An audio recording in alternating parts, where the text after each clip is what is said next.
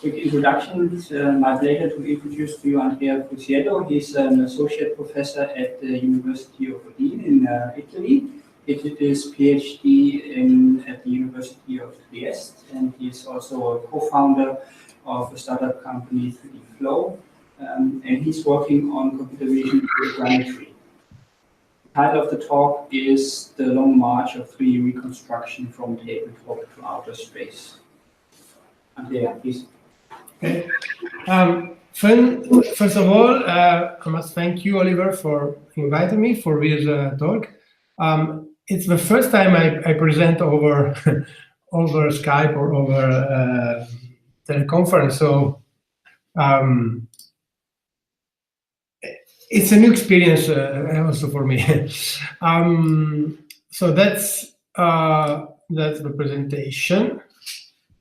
Okay, can you see the screen? Yes, but it's not okay. Okay, so as Oliver said, the title is The Long March of 3D Reconstruction. I use this title because in this presentation I want to go through very briefly, of course, go through the history of computer vision and share with you my sense of wonder for where we stand now with respect to a few years ago. So my sense of wonder for the achievements in this particular field. And this is the first part. The second part will be a collection of strange things that have been reconstructed, because this seminar was originally prepared for the workshop in Munich at ICG this year, which was titled 3D Reconstruction in the Wild. So I tried to collect the wildest reconstructions that have been proposed to us and to show you. When I say us, I mean this company is called 3D Flow. It's a company that I founded in 2011 together with two students of mine, Roberto Toldo and Simone Fantoni, that you see listed here. And so all the material shown here, in particular the reconstructions and the videos, and in the end, they have been prepared by them, so credits goes to them. So basically, I'm talking here with a double hat. I have my hat as a university professor and my hat as a 3D Flow co-founder. As I said, 3D Flow is a small company, 3 founders, 5 employees. Revenues comes from selling a software. The software is called 3DF Zephyr, and it's a software for 3D reconstruction. So it goes from uncalibrated images to 3D models. This issue of 3D modeling from images has been the holy grail of computer vision for nearly 20 years now.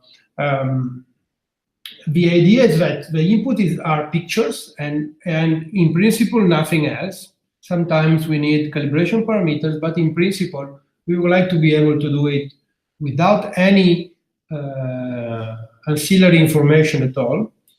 And the output is a 3D model. So you know better than me what a 3D model is. It can be made of points, lines, triangles, making. So we're saying this timeline illustrates some topics that are relevant to 3D reconstruction and when they appeared in the history of computer vision. So we have stereo correspondences back in the 70s, structure from motion, scale space processing, which is basically the theory behind SIFT, and factorization in the 90s. So as you can see, 3D reconstruction has deep roots in the history of computer vision, and according to we got a hype curve, which is a curve which explains the different phases that the technology goes through. I would say that we are here. We are in the down here in the plateau of productivity. Basically, technology starts here, then they go through the peak of inflated expectations, like CNN are now here. There is the disillusion, and then after a while, people learn how to I would say, to match the expectations to what actually technology is able to deliver, and then there is this plateau of productivity. So my guess is that with 3D reconstruction we are like here now. So it's a mature technology, and it started from tabletop, as the title of the presentation says. In the 90s, this is a paper by Richard Zelinsky and a colleague in 93. In those years, reconstructions were of more small objects on a tabletop in a controlled environment, and reconstruction consisted of a bunch of sparse points. That was the state of the art in the 90s. These are some pictures from papers presented in CVPR 97. Why 97? Because simply because in 97 I was starting my PhD, so I had to choose a year, so I chose that one. And these are pictures taken from the experiment section of several papers in CVPR 97. And you can see the quality and the extent of the reconstructions obtained in those years, and of course that this was the state of the art. Then with a new century, we saw the first systems trying to address structure from motion and reconstruction in a more modern way. So I would say, because these are the fathers, these papers here are in a sense the fathers of what we have now. So this is a paper by Polyphase, but there is a stream of work by Polyphase, and this is just one paper to symbolize all the stream of works by him. And this famous paper in ECCV 2002, How to Organize My Holiday Snaps by Szafaliński and Zisserman. And then came David Lowy with SIFT, and also with the use of SIFT for making structure from motion. And it is a paper by David Lowy and Michael Brown, where you can see models made of red points, and these are the cameras around the models.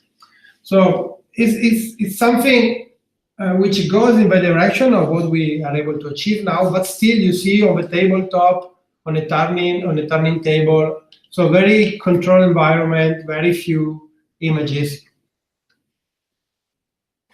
The big step forward was phototourism a few years later by Snavely, Seitz, and Zelinsky, where they first demonstrated structure from motion on a large scale and in the wild, meaning that they were able to process images taken from Flickr or from the internet. And so there was no control on the acquisition.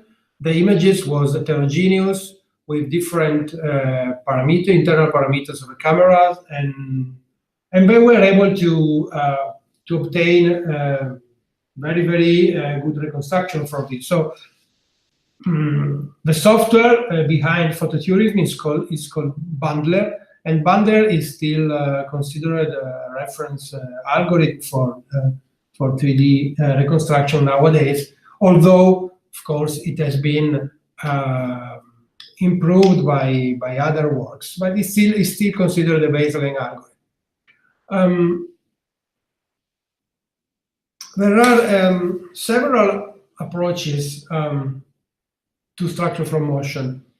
In this slide, I tried to summarize the three main streams. Of course, there are many variations, but all methods can be collected into these three main streams. The first is the resection intersection cycle. It's difficult to trace back to an author for this because it traces back to photogrammetry. So in the resection intersection cycle, basically you start from, and this is what Bandler was doing. You start from a reconstruction made from two views, and then by resection you add one camera, and then by intersection or triangulation you add points. So you basically iterate, adding one camera, adding points, adding one camera, adding points, and in the end you have your big 3D model. And so, as I said, this is what Bandler does. So Bandler did something which was very well known from a century, because photogrammetry very old, but they did it very well. Then there is this approach of global motion averaging, which starts from a network of essential matrices computed for pairs of views, and solved for the rotation and translation linking each pairs. And then this global motion averaging is a technique that tries to upgrade this local pairwise information to global. So in this approach, there is no incremental reconstruction, and the structure, the points, they only come at the end of the process, because first the motion is solved. So the basic step is upgrading from local motions, from relative motions to global motion. When you have a global motion, basically you have a position of an attitude of each camera in a global reference frame, and then you can do triangulation or intersection and compute the structure. So strictly speaking, this is the only one that can be called structure from motion, because actually motion comes first and then it comes structure. And then there is multiple view geometry. Multiple view geometry, where you basically try to generalize the epipolar geometry which relates two views to multiple views. But this technique is not very used in practice, because you need to see all points in all views. And so, as you can imagine, it's very difficult in a real-world application to ensure that all the points are visible in all the views. So I was still not in presentation mode. Here I go.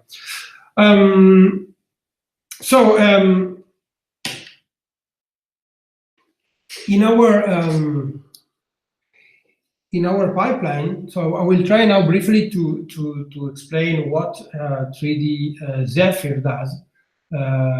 So among these methods, we are here. We are in the second one, global motion averaging. So we take this approach for our reconstruction. And the first thing to do is to extract key points, descriptors attached to those key points. But first of all, we need to decide which images are to be matched, because we start from a bunch of images and we don't know which image overlaps with which, unless images are taken in a structured way, like in a sequence. But in principle, we don't have this information. So we want to discover which image is to be matched with which. Once we have discovered this, we can match key points between image pairs. So we call it the broad phase and the narrow phase. The broad phase discover which image is to be matched with which, and the narrow phase actually does the matching between the key points in the images that has to be matched. So as for the key point extraction, we use as a detector, we use the scale space extrema of a normalized Laplacian. So this is the same principle behind SIFT. We cannot use directly SIFT only for intellectual property reasons. So we had to come out with our own variation on the theme. As you know, there are many variations of the same theme, and this is just one of the many. But the main idea of a detector traced back to Lindeberg, 94. SIFT is just an efficient way of computing this. And then also the descriptor is very similar to the SIFT descriptor. Is a 128-dimensional radial descriptor based on steerable derivative filters. So basically, as you know, SIFT use the gradients. So this is the response of derivative filters is very related to the gradient. So once the key points have been extracted, we need to recover the image graph. The image graph is a graph where we connect the images. The nodes are the images, and there is an edge every time one image has to be matched with another image. And in order to discover this, we accumulate in this 2D histogram, this one. Oh, sorry.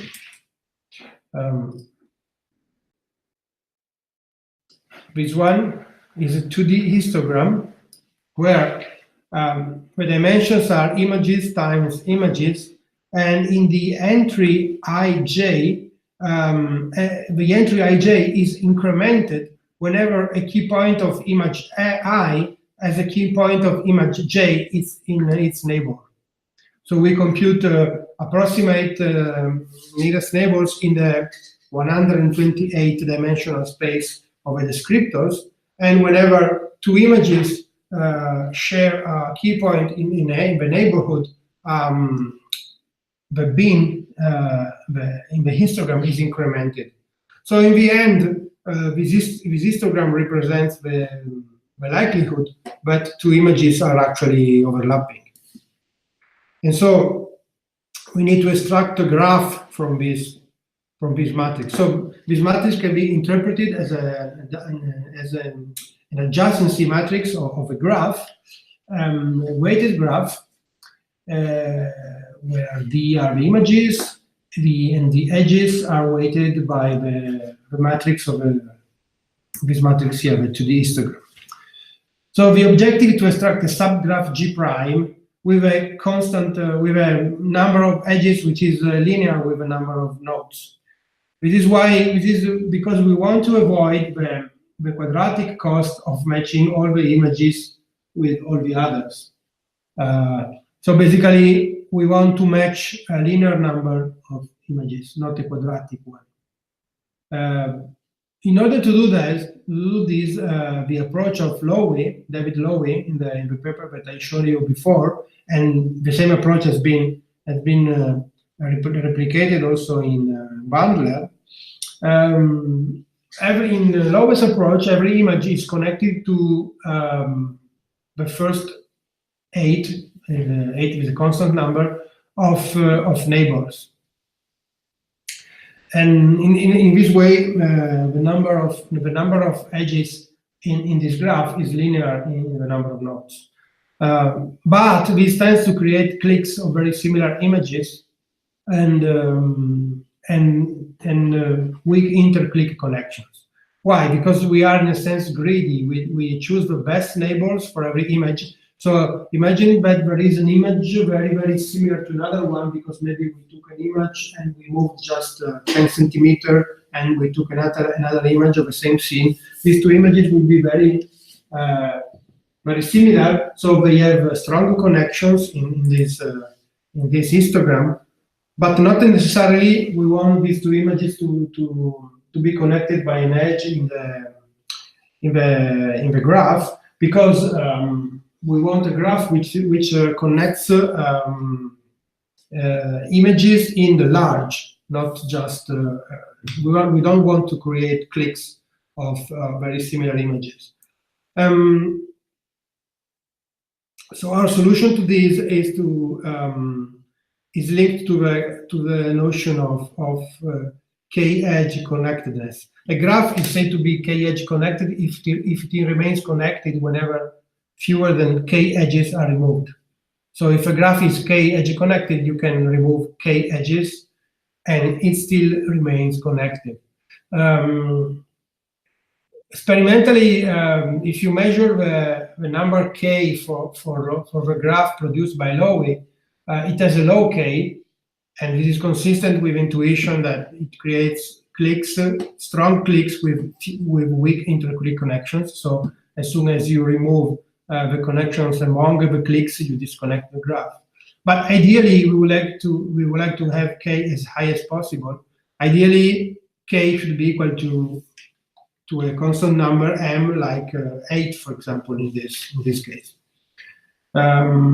So we have a strategy for building a subgraph of G, which is m edge connected by construction, which consists basically in taking many spanning trees and combining them. I don't have time to go into details of this, but basically it's a strategy that creates a subgraph which is m edge connected by construction, and of course still satisfy the requirement that the number of edges is linear in the number of nodes. So in this way, in the end, we are going to match a linear number of images instead of a quadratic one.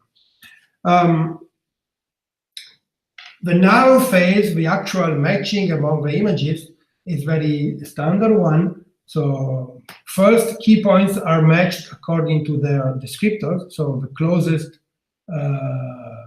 closest neighbor approach in the descriptor space. And with these tentative matches, we try to fit a fundamental matrix and an homography in a robust way with RANSEC, in such a way that in the end only the correct matches survive, and so this gives us a number of correct matches which are either satisfied by an homography or by a fundamental matrix. A model selection process will decide later if this pair of images are linked by a fundamental matrix or an homography. Then we go from this pairwise matching to what we call tracks. Tracks are sort of multi-matches where the same key point is identified in image 1, 2, 3, 4, 5, and 6, for example, in this picture. It's not difficult. Stepping from pairwise matching to joint matching is a matter of bookkeeping. You have to keep track of which feature is which in every image and connect all the images, and of course remove possible inconsistencies which can arise when, for example, two images are matched, two features are matched to one, and so on. So tracks are the input for the structure from motion. which starts from PAIRWISE relation. So as I said before, we select the fundamental matrices with a model selection technique called GRIC. So these techniques allows to discriminate between fundamental matrices and homographies.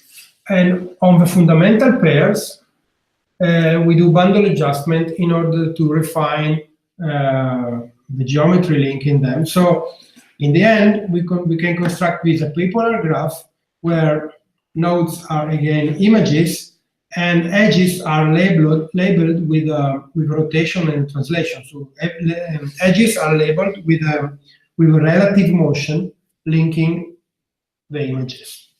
This is an example of an epipolar graph, and this one in red is a spanning tree for this graph. Then we need to, before we can step to the next phase, we need to perform auto-calibration. Auto-calibration consists in computing the internal parameters of images, starting from the images themselves. Of course, auto-calibration is needed when the images are not calibrated beforehand. So if the images are calibrated, we can use the calibration parameters provided.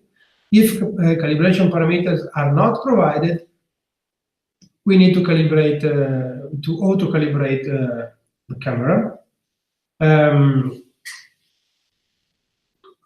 So I will skip this phase because it's very technical. So the idea anyway is to compute internal parameters from the images only. And finally, once we have a lot of relative poses between our images, so imagine in this picture here, every node is an image, and this is an epipolar graph, and on the edges we put the relative motion of this camera with respect to this one and the relative rotation. In this particular picture, only the relative translation is represented, but there is another graph like this in which we record the relative rotation. And then we need to, as I said before, to translate these relative motions, relative rotations, and relative rotation translations into global translations and global rotations, which allows to instantiate camera matrices and then perform triangulation. So these are the two papers which inspired our the method that we use inside Zephyr. We use this technique here for rotation averaging, and this paper here for the translation part. The difficulty of translation here is that, as you know, when you compute translation from a epipolar relationship, only the direction of the translation is known, but not the magnitude. So it's called depth speed ambiguity. So basically, we are not measuring translations here on our edges, but we are only measuring directions of translation, and this makes the program more complicated than it should be. But it can be solved anyway. And so after this step, we have absolute rotations and absolute translations for all the nodes here, and then we can run bundle adjustment. Bundle adjustment is always needed to refine the results. So bundle adjustment is run with a decreasing error threshold in order to reject outlier. And then bundle adjustment is run with variable internal parameters. So in the beginning, the internal parameters are fixed, are the ones provided by the calibration.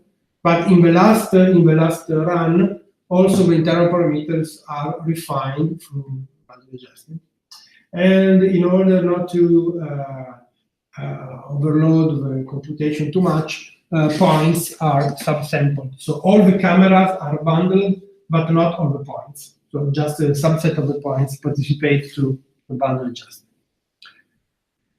So this step is the last step of structure from motion. Structure from motion is computing the orientation of the cameras in a global reference frame.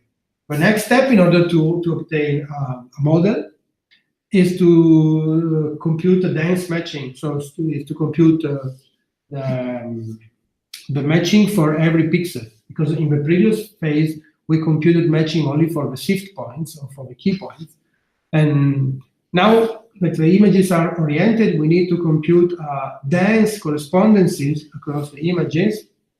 So the method proceeds like this: consider a reference image, this one, and consider the ray of this pixel here. Consider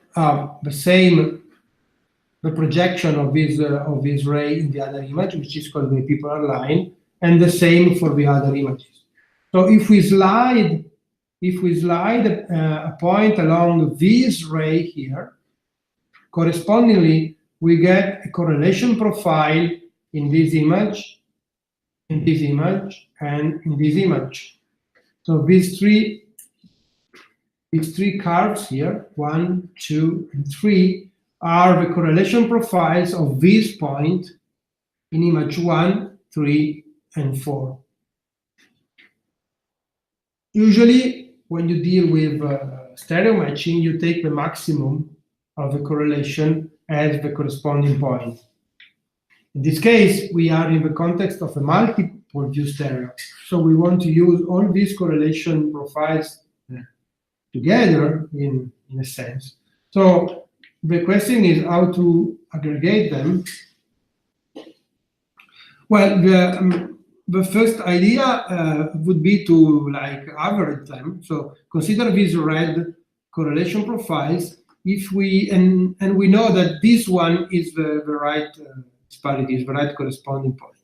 So if we average them, maybe we attain something like this, and the highest point of the average is this one, which is wrong.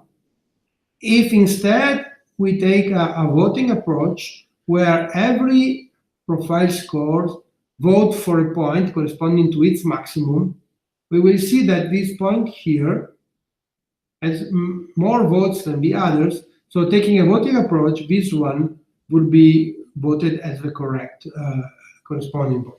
And this is the approach described by Campbell, Vojasis, Hernandez, and Cipolla in 2008. Finally, after computing multiple view stereo, which gives us a dense cloud of points in 3D, we need to step from a cloud of points to a mesh. And this can be done in several ways.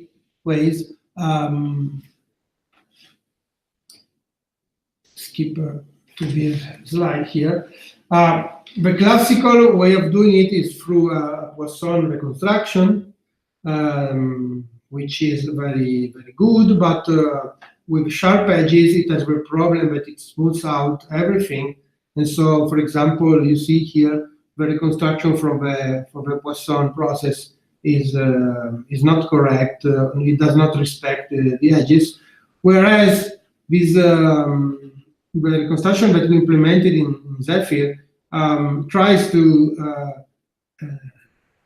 not smooth the edges, and this has been done by following this approach by these people here, Pons and colleagues, VPR 2009, which is based on building a tetrahedral mesh and then move the vertices of the mesh in order to maximize the photo consistency of this mesh. And finally, this is in very few words the way how Zephyr works. And now comes the funny part, where I'll show you some reconstructions, some wild reconstructions obtained from, computed by Zephyr. They are wild for different reasons. The first one is a reconstruction of a statue in the Mosul museum, which has been destroyed by the Taliban, and so this statue does not exist anymore. And this reconstruction has been obtained from 14 pictures taken by tourists. So these pictures were by no means intended for doing a 3D reconstruction, for doing photogrammetry. They have been taken with a flash. They are not, as you can see, spatially uniform. There is a bunch of images from this side, other images from that side. So these were mainly pictures taken for fun, and nonetheless, the software was able to do this reconstruction. The other one is reconstruction taken from thermal images. I will show you first an optical image of a building, otherwise it's difficult to understand what we are seeing. So this is a building in our university campus. It is where all the heating and the cooling systems, centralized heating and cooling are for all the campus. And this has been taken by a drone flying over it. And the peculiarity of this data set is that these are thermal images. So basically, we run the software, giving an input not the usual optical images, but thermal images. And this is what we achieved. We were not sure that we could obtain something. We just tried with these images and see what happened. Of course, the images were uncalibrated. So in this case, the system automatically calibrated the images and produced a reconstruction. These are 121 images, and being thermal images, they are very low resolution. They are 382 pixels by 288. So basically 400 by 300. So very, very low resolution compared to what we are used nowadays.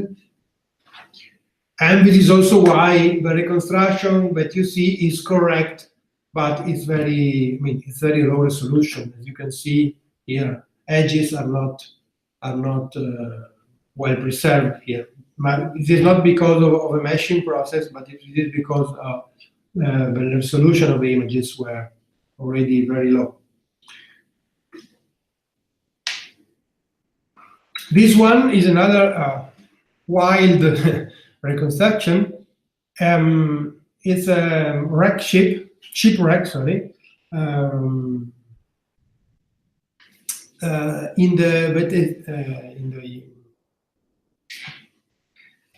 It's a ship that has been sunk in 1906 in the Bruce Peninsula in the US. And this customer is a wreck hunter, and so he used Zephyr to reconstruct the 3D structure of this shipwreck from underwater images. So the peculiarity of this data set is that it is underwater, and also it has not been taken from images, from shots, but from frames of a video. So the original source for this reconstruction is a video.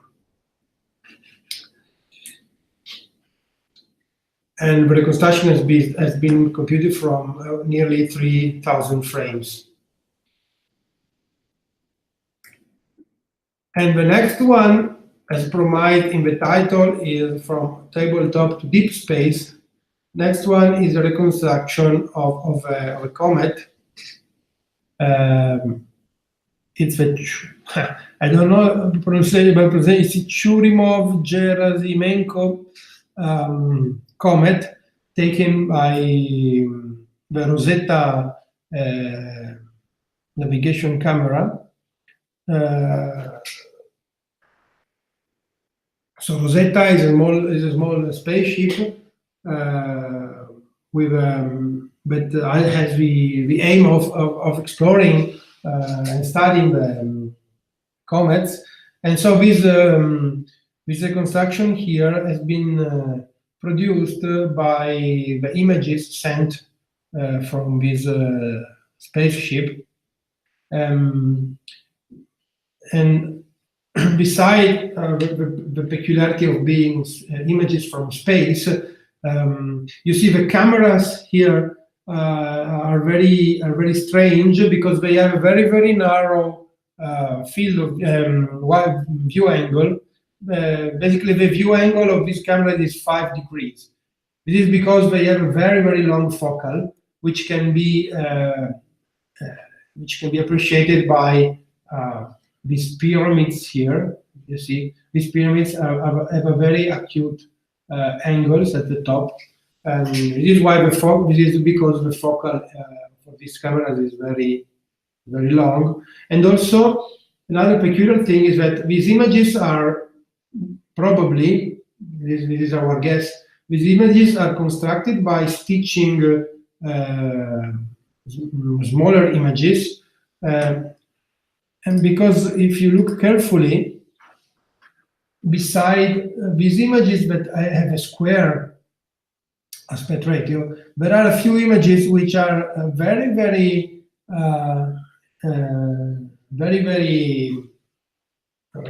narrow, like this one. And actually this one is let me see, the is 62 by 1000 pixels. So 62 in height and 1000 pixels in width. So basically, sometimes the stitching didn't work, and among the images that the spaceship returned, there are some images like this, and nevertheless, the software oriented also these very strange images. So this concludes my talk. So as promised, from tabletop to outer space, as promised in the title. So now I'm ready for questions. Okay.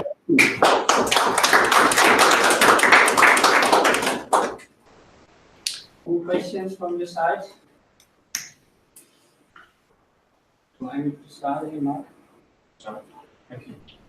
Andrea, I have a specific question on the meshing approach of Zephyr. You had one slide where you compared your approach. I don't know what exactly you're doing with Poisson reconstruction. So yes. Do you want me to show the slide again? Yeah. Okay.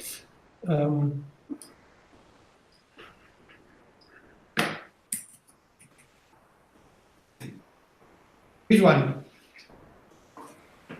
We see this one.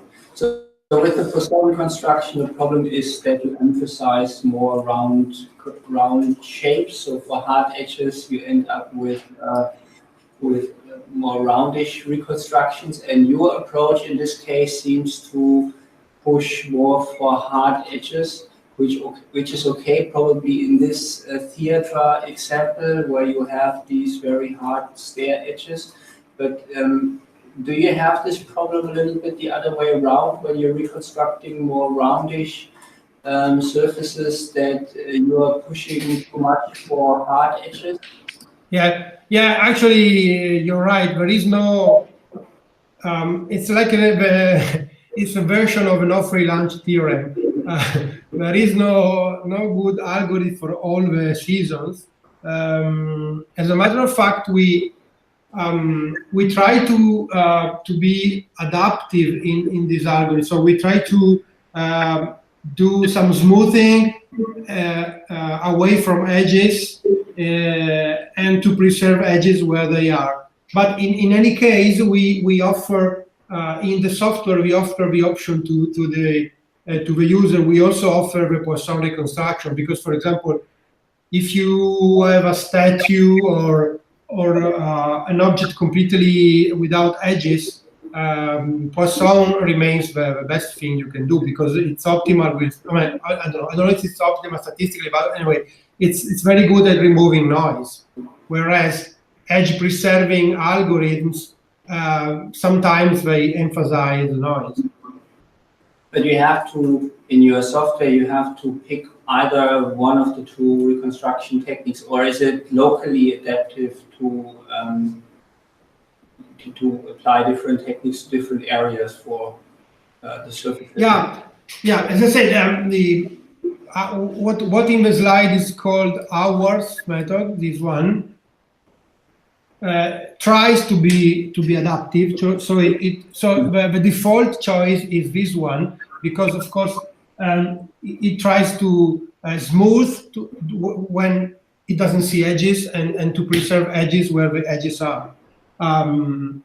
So it's a 3D equivalent of what edge preserving, smoothing in images in 2D. But anyway, so this is the default choice, and it is more or less good on average for all situations. As I said, nevertheless, we give also the user the choice to have a Poisson reconstruction, because in some cases Poisson reconstruction works better. Okay. Yeah, so my question was, so in the last example, you pointed out those stitching problems. So is there a way to correct those? Would you need more images to correct those? What stitching problems? Sorry. So you had those errors in the. Oh yes. And my question was, so what is yes? This one. Would you need more samples, more images, or could you just rerun the whole process? Is it deterministic? So would you get no, maybe I didn't explain properly. These are some images came like this instead of being square. Some images came like this, because basically probably it's just a guess, because we don't have control, of course, on the acquisition device. We guess that the square images, they came from a stitching process. So the sensor probably is like this, and the square images are just the stitching of many stripes like this one. So sometimes we don't know why in the directory containing all the images, some images are like this. But nevertheless, the software oriented also these ones, so they are not a problem for software. So this was a plus in a sense. Okay, I see. Thank you. Okay, any more questions? Going once, going twice. And thank you, Andrea, a lot again. Thank you. And the next talk will be on the 12th of December, 2 o'clock here by Moritz Becher of Disney Research. Thank you, Andrea. Thank you, Oliver. Thank you all the audience for listening to me. Goodbye. Bye-bye. Bye. Bye.